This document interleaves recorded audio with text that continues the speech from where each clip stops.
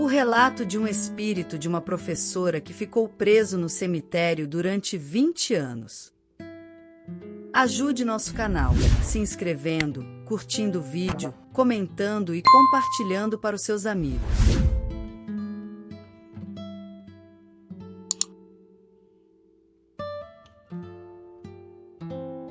Naquela tarde fria na Serra Gaúcha, eu estava no velório da mãe de uma amiga, prestando apoio nesse momento tão difícil. Uma chuva fina caía nos seus túmulos, tornando o ambiente ainda mais melancólico. Após o sepultamento, as pessoas começaram a se dispersar. Segui sozinha em direção à saída do cemitério, refletindo sobre a vida. Já tinha 49 anos, meus pais haviam partido, e eu nunca me casei. Será que esse era o meu propósito nesta existência? Enquanto caminhava, sentindo frio, pensei em tomar um café quente para me aquecer. Minha mente vagava por memórias do tempo em que fui professora. Ensinei tantas crianças ao longo dos anos, mas nunca tive um filho. Será que esse era o meu destino? Antes de deixar o cemitério, notei um homem chorando diante de um túmulo, segurando flores. A cena me tocou e parei para observá-lo. Em determinado momento, ele percebeu meu olhar e, ao se aproximar, disse: "Meus sentimentos."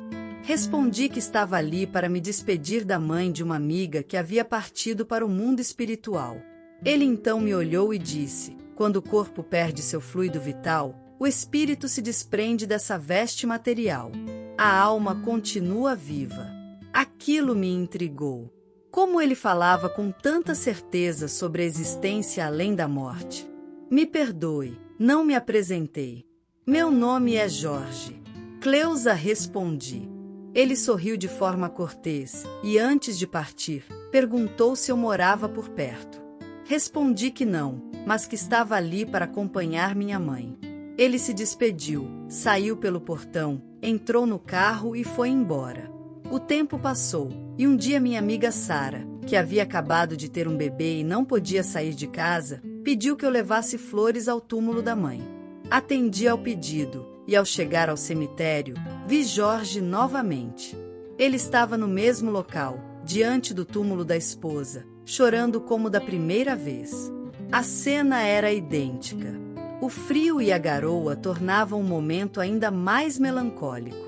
Me aproximei, e ao me ver, ele repetiu as mesmas palavras. "Meus sentimentos." Senti um estranho déjà vu. Da primeira vez, ele tinha dito exatamente isso.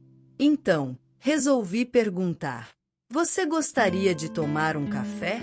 Ele pareceu surpreso. "Café? Sim. Está frio."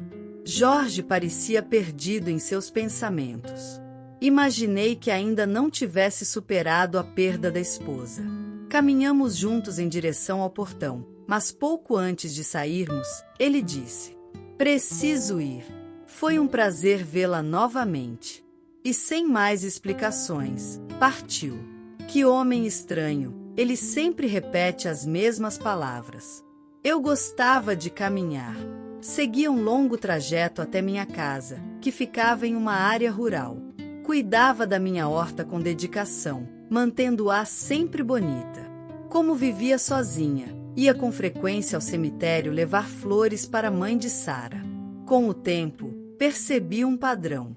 Todas as vezes, encontrava Jorge no mesmo lugar, diante do túmulo da esposa, segurando flores e chorando. A cena se repetia como um ciclo interminável. Algo parecia estranho. Certo dia, observei duas mulheres conversando enquanto visitavam o cemitério. Uma delas comentou: "Sempre que venho aqui, vejo aquele homem com flores e uma mulher falando com ele." A outra olhou ao redor, confusa. "Que homem, que mulher? Não vejo nada. Melhor irmos embora. Acho que você está vendo espíritos. Aqui no cemitério tem muitos." Aquilo me intrigou. Como assim uma delas conseguia me ver e a outra não? Quando as duas partiram, decidi segui-las. Acompanhei a que não me enxergava até a sua casa e, movida por um misto de curiosidade e inquietação, permaneci ali. Observei sua rotina, tentando entender o que estava acontecendo comigo. Em determinado momento, outras presenças se manifestaram e me expulsaram dali. Sem rumo, voltei ao cemitério. Por que sempre retorno para este lugar? Questionei-me. Mais uma vez, avistei Jorge e lhe fiz a mesma pergunta de sempre. Você quer tomar um café? Ele respondeu que sim, mas, ao cruzarmos o portão, se despediu apressado. Preciso ir. E partiu, como fazia todas as vezes. A repetição dos acontecimentos começou a me exaurir. Algo estava errado, mas eu não sabia o que. Até que um dia, ao caminhar entre os túmulos, deparei-me com uma fotografia. Aproximei-me para ver melhor. Meu coração gelou. Era minha foto. Por que minha imagem está aqui? Quem colocou isso? Pensei, confusa. Mas eu sempre venho trazer flores para a mãe de Sara. Fiquei ali por horas, encarando aquela lápide, tentando compreender o que estava acontecendo.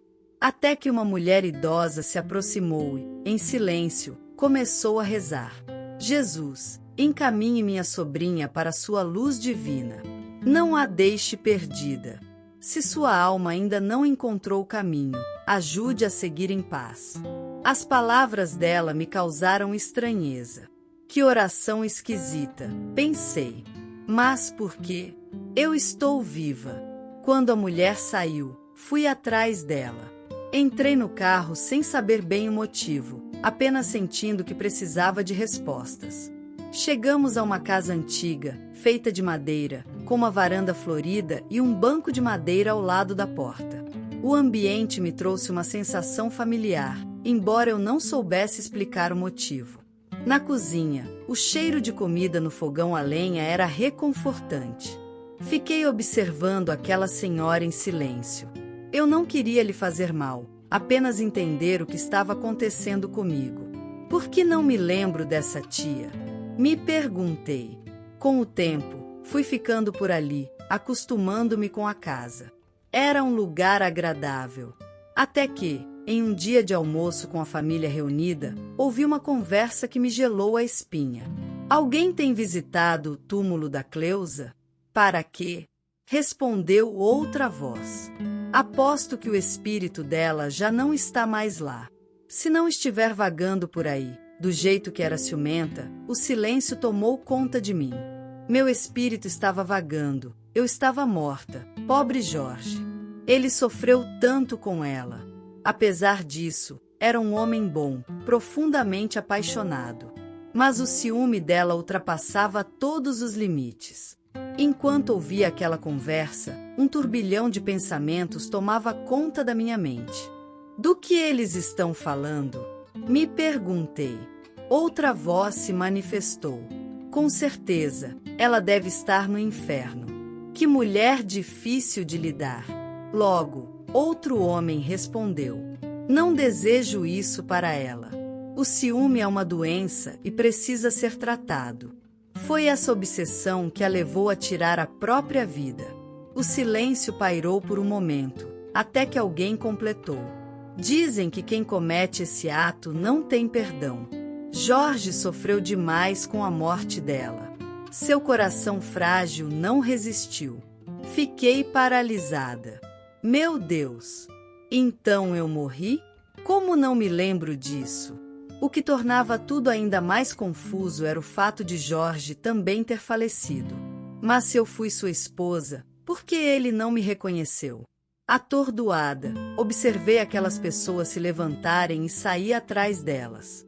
Elas seguiram para o cemitério e eu fui junto, sem entender absolutamente nada. Algo estava errado. Foi então que percebi que tudo aquilo se repetia. Cada conversa, cada movimento, como se eu estivesse presa em um ciclo interminável. Eu caminhava em círculos. Não conseguia sair dali. Preciso de ajuda, mas para onde eu vou? Sem rumo? Vi um rapaz e decidi segui-lo. Entrei no carro junto com ele. No rádio, uma canção tocava suavemente. Cubra-me com seu manto de amor. Nossa Senhora, me dê a mão. Cuida do meu coração. Foquei naquelas palavras e comecei a repeti-las mentalmente, com toda a fé que me restava. De repente, uma luz intensa preencheu o carro. Um ser de brilho indescritível surgiu diante de mim, sem dizer nada, estendeu a mão. Foi a última coisa que vi antes de tudo escurecer. Quando despertei, estava em um grande salão, semelhante a uma enfermaria. Levantei-me e avistei uma mulher vestindo uma túnica branca e azul celeste. Me aproximei, ainda desnorteado. Onde estou? Perguntei.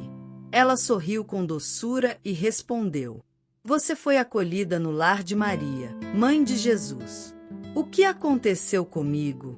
Em breve você saberá. Agora descanse. Ela me ofereceu água e, mais tarde, outras pessoas vieram falar comigo. Um mentor de semblante sereno se aproximou e disse: Cleusa, seja bem-vinda. Você faleceu há 20 anos. Meu coração acelerou. 20 anos? Como assim?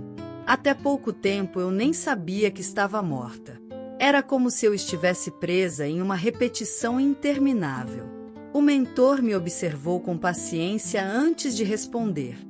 Quando alguém desencarna de maneira violenta, a mente pode permanecer em confusão. Ainda em choque, me lembrei daquelas pessoas naquela casa. E aquelas pessoas, quem eram? Eram seus parentes, todos desencarnados, presos à ilusão de que um dia herdariam aquelas terras. Permaneceram ali, presos ao passado. Mas aquela casa ainda existe? Não. A casa onde você entrou era apenas uma projeção mental dos que ali permaneceram. Naquele local, hoje existe um prédio. Minha mente tentava processar tudo aquilo. E Jorge, o mentor, me olhou com compaixão antes de responder. Ele foi seu marido. Nunca aceitou sua partida. E também não percebeu que faleceu. O choque me fez tremer. Então, todo esse tempo, eu fiquei vagando no mesmo lugar? Sim. Você e muitos outros que se recusam a despertar para a realidade. O silêncio tomou conta de mim. Então ele me olhou nos olhos e perguntou: Cleusa, por que você escolheu partir dessa forma? Seu marido era um bom homem. Baixei a cabeça e respondi com a voz embargada. Porque eu tinha ciúmes. Ele se perfumava antes de sair para o trabalho. Sempre simpático. Sorria para as colegas. Mas eu queria que aquele sorriso fosse apenas para mim. Você jogou o carro contra a árvore de propósito. Sim, mas não queria morrer. Só queria que ele percebesse que ficasse ao meu lado por mais tempo. Na colônia de acolhimento onde estou agora, há milhares de pessoas como eu. E a cada dia, mais e mais chegam. A vida não termina com a interrupção do corpo físico. E Jorge, onde ele está? Em outra colônia espiritual. Ele não tirou a própria vida. Sua morte foi natural. Apesar de ter vagado pela terra por um tempo, preso à dor e à recusa de aceitar sua partida, hoje ele está bem. Posso vê-lo? Ainda não.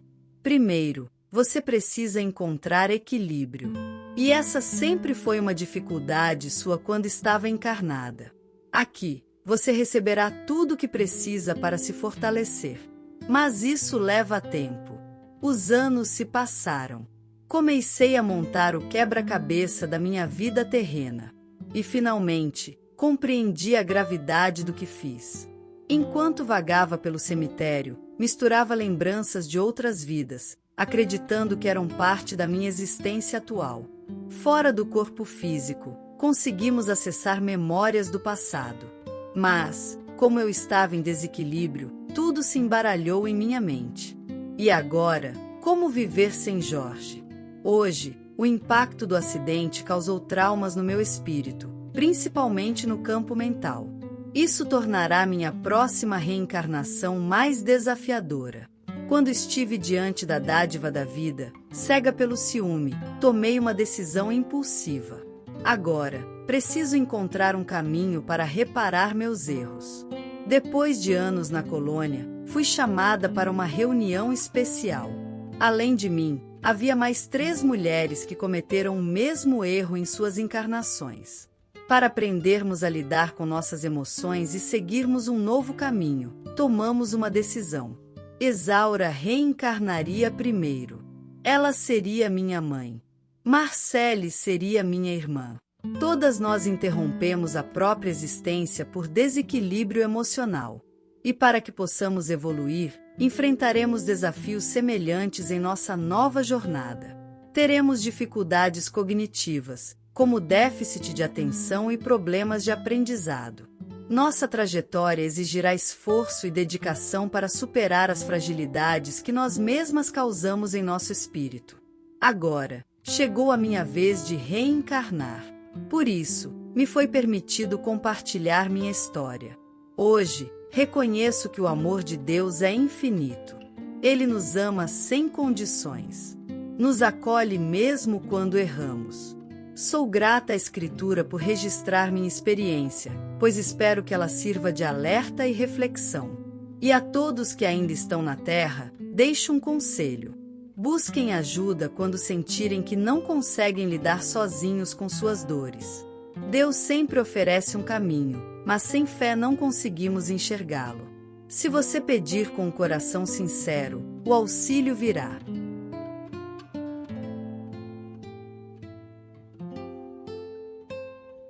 Se você gostou de nosso vídeo, não se esqueça de se inscrever, curtir o vídeo, comentar e compartilhar para os seus amigos.